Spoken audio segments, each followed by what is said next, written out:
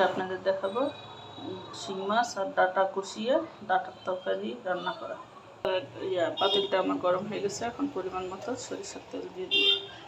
সরিষার তেলটা গরম হয়ে গেছে, এখন দিয়ে দিব পেঁয়াজ কুচি, এখন দিয়ে দিব লবণ, রসুন বাটা, সামান্য একটু জিরা বাটা, পেঁয়াজ গুঁড়া, কষানোর জন্য সামান্য একটু মরিচের গুঁড়া দিয়ে দিব, হলুদের গুঁড়া দিয়ে মশলাটা ভালো করে কষিয়ে নেব। আমি মশলাটা কষানোর জন্য সামান্য একটু পানি দিয়ে দিব।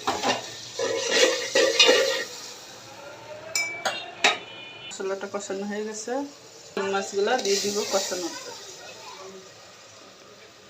হয়ে গেছে। এখন এগুলো এইভাবে সেকে তুলে নিব। এগুলো আমি তুলে রেখে দিলাম। ডাঁটাগুলো আমি কষিয়ে নিব।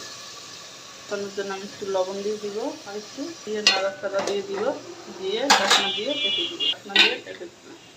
ডাঁটাগুলো আমার ভালো করে কষানো হয়ে গেছে। এখন গরম পানি দিয়ে দিব। পরিমাণ মতো গরম পানি দিয়ে দিলাম।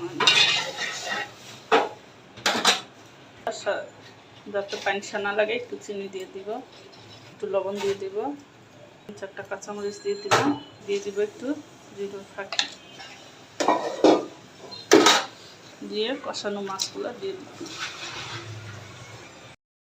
খুলে ডাঁটাটা নাড়াচাড়া দিয়ে দিব, দিয়ে দেখবো সিদ্ধ হয়েছে কিনা। আর একটু সিদ্ধ হবে। এখন ঢাকনা দিয়ে রেখে দিই। এই যে আমার ডাঁটাগুলো সব সিদ্ধ হয়ে গেছে, আলুও সিদ্ধ হয়ে গেছে। এখন ধনিয়া পাতা দিব, দিয়ে নামিয়ে নিব।